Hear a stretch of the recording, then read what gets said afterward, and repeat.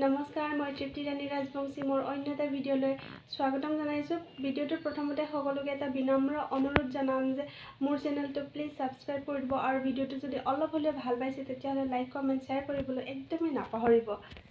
স্বনামধন্য চিৰসেউজ দীপেন বৰুৱা দেৱক এচাম উতনুৱা যুৱ সমাজে ছ'চিয়েল মিডিয়াত যি অপমানসূচক মন্তব্য কৰিছে সেয়া আমাৰ দৰে প্ৰকৃতাৰ্থতে সংগীতপ্ৰেমীৰ বাবে কেতিয়াও গ্ৰহণযোগ্য হ'ব নোৱাৰে।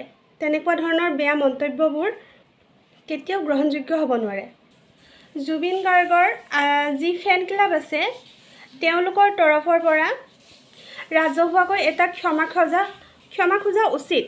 ছ'চিয়েল মিডিয়াত কেৱল জুবিন গাৰ্গৰ গানতেই যিয়ে সীমাবদ্ধ, তেওঁলোকে দীপেন বৰুৱা কোন হয় সেই কথাটো নজনাটো কোনো ডাঙৰ কথা নহয়। নাজানিব পাৰে, কাৰণ তেওঁলোকে এজন ব্যক্তিৰে গান শুনে, এজন শিল্পীৰে গান শুনে।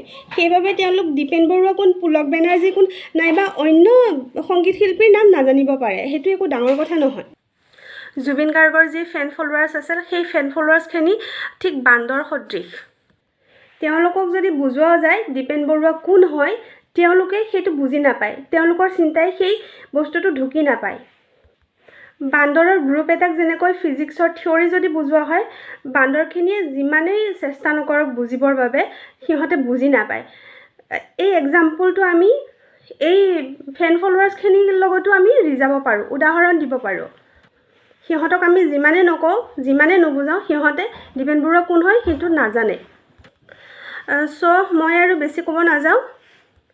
যিসকলে নামৰ আগত জেড জি তাৰপিছত জুবিন অনুৰাগী বুলি লিখি ৰাখিছে তেওঁলোক